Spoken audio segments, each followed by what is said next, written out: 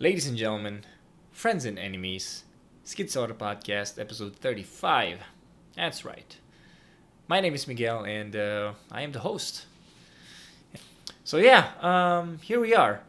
A lot of things happened, and so we have a lot of things to talk about tonight. One of those things, if you don't know yet, is the anti-terrorism bill being passed. I am totally against that, but it's already been passed. And at this point, can we still do something about it? I don't know. All we can do right now, maybe, is just wait and see. Because the saving grace there is that a lot of these politicians are still illiterate when it comes to technology. So maybe us doing these things online, we can still get away with a lot of things that we're doing that could be misconstrued as terrorism in this anti-terrorism bill. But maybe not risk it so much. Let's see. Let's see. Uh, unless there's a certain politician who really, like single you out, uh, and is really offended by what you say, and then he can go like, this guy, he said something negative about me, and in this bill, it could be defined as terrorism. So go take that guy away. It could be. It could happen. But I'm hoping that doesn't happen. Uh, so at this point, all we can do is hope. Duterte, on the other hand, I think he's kind of like a puppet right now. I don't think he is. I don't think this is his will. I don't think this is what he wants for the Philippines. Looking at his face, and that's all my, that's all where I'm basing this on. If you look at his face, he seems stressed. He seems like a lot of things are just negative and not going his way. And so maybe, and this is my guess, I think he's just being a puppet. I think all those people in Congress, in the Senate, this is what they want. And the president himself doesn't want this, but if all these people are trying to get it passed and all these corrupt people are trying to make it happen, then he's like put in a tough spot. He's just pressured to do so, and so he just gave in.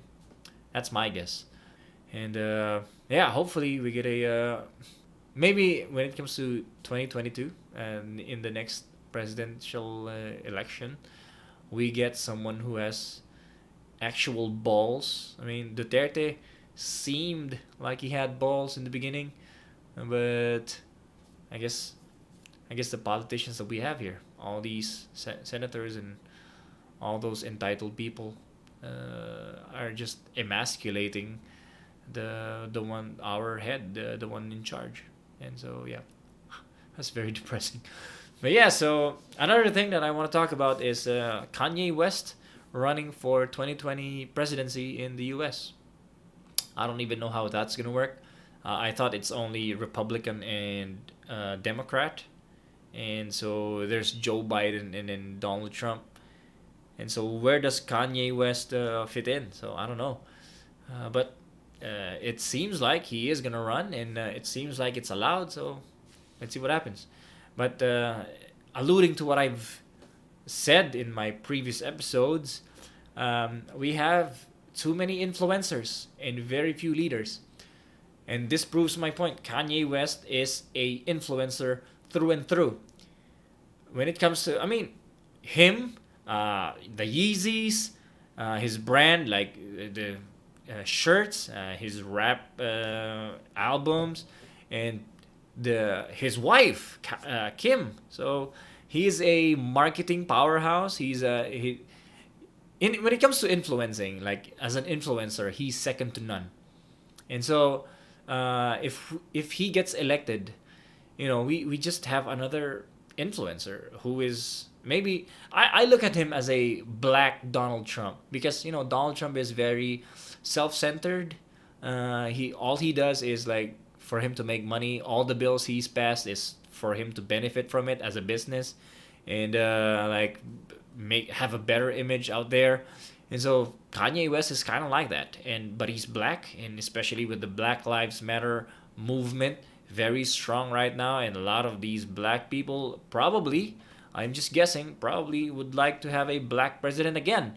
And so Kanye West is black, so maybe people will gravitate towards him. I don't know, but like this seems like a bad idea. But to be fair, if you choose between Biden, Donald Trump, and Kanye West, which is the better candidate? Who do you choose? It's like, what do you choose? Get stung by a bee, get bitten by a cobra, or eat shit? So all the options that you have are bad anyway. So you just flip a coin. But yeah, I guess my point is we do need a leader, someone who would think about the people that they're leading before themselves. Someone who is not self-centered, someone who would really step up to make the country as a whole better. So we need actual leaders. We need someone who will step up. Well, not us Filipinos, but like the Americans. That's what they need. I mean, if we do get a president on 2022, we do need someone who thinks about other people, who thinks about the citizens more than those in power. And so yeah, I don't know what's gonna happen. It seems like China is getting the upper hand right now, especially with the U.S. having their own semi civil war out there, the whites versus blacks, and yeah, we do need. So I would love for the U.S. to get back on its feet, because I mean, whether we like it or not, we do need the U.S. to like police the UN, be the leader of the UN and police different countries. Because what happens if, especially right now, we are powerless against China with all the debt that we accumulated just this year, trillions of pesos. We can't stand up to them because sabihin lang nila, oy, ganito karami yung utang niyo sa amin, putang ina niyo, magbayad kayo or else kukunin namin yung land niyo. We can't do anything about that. Kasi it's true, we do have a lot of utang. So we need someone like the US to help us, or like police, keep China in check. Maybe, I mean, right now the military power is not as strong as economical power, which China has in bunches. In terms of economics, they're like the strongest, and now we are seeing how strong they are. And the U.S. probably can't stand up to them at the moment, and so it's we're lucky that China has not yet made their move, or maybe they have already. It's just that it's just not so obvious right now. But yeah, so it used to be U.S. keeping them in check, but like with the pandemic and with the civil war that they're having over there, they're probably not gonna be able to help anyone. It seems like every time that there's a negative thing, or like there's negative news that's coming out of like a trending thing that the politicians did, it seems like Roque is there to distract us from everything else. Like the anti-terrorism bill was passed, and then what did Roque do? He went out and said that this statement where, mag-celebrate tayo Pilipinas kasi natalo natin, or we beat the forecast of University of the Philippines. He was and it created a lot of headlines. And now he went out and had photos of him on trunks, or like in beach clothing. Even though he said that no leisure trips at this moment. And so it created a lot of attention on social media and everyone else. And then he had this interview with a I don't know, a particular network where he's just dumbfounded. He's not even talking.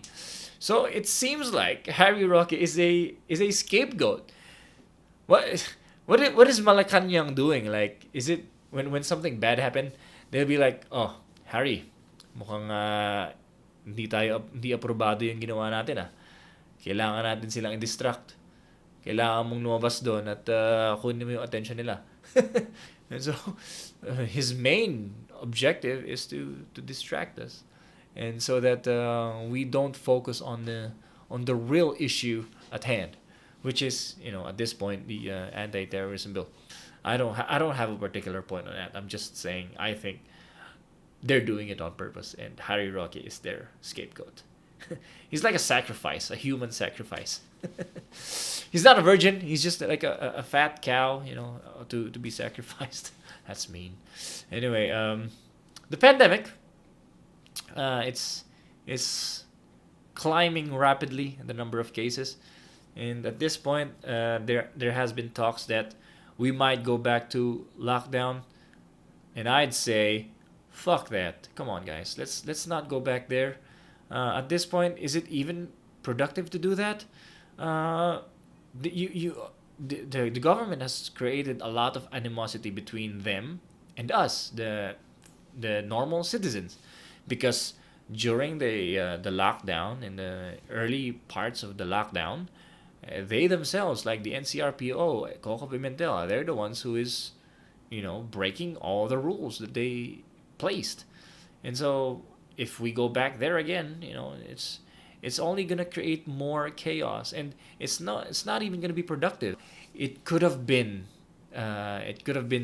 handled during the early parts, like when it was only 30 people who are uh, who are affected, but we didn't. Our time was up. That was our chance. It's so much easier to confine 30 people instead of the whole Metro Manila. That's easier to do. Why didn't we do it back then? Why weren't we so crazy with the lockdown in the beginning? Well, this is something that never happened before, so I get it. Maybe because we didn't want to follow the rules. We were like, it's not gonna spread. It's just a normal flu or something like that. But it did, and so this is where we are. And I tell you, this is what I'll say. I am not afraid. I think if it's your time to die, you are gonna die. And I before the lockdown even started, I said this to my friends, the Dirty Double, Yaya and Nana. I told them, if it's my time to go, if it's my time to die, I cannot prolong that. I cannot what do you call it? I cannot escape that. I mean that I don't know about you, but I think that's a good mindset to have. You can't control things anyway, so might as well control what you can control, which is your own mindset. So, in this time of hardship, try not to bring yourself down or like self-inflicted pain. Try to go out there and enjoy yourself, within the confines of what you can do as a Filipino person with all the rules that's in place. Try to have fun with what's allowed. You know what I'm saying. Let's try to be happy. Let's try not to be overly sensitive or overly paranoid with all the things, with all the negative things that's going on. So I should tell that to myself. But yeah, let's try to be positive. I am losing it here. So yeah, I'll end this podcast with that. Thank you for listening, and I hope to see you on episode 36 on Friday. Yeah, and that's all. Good night, and see you.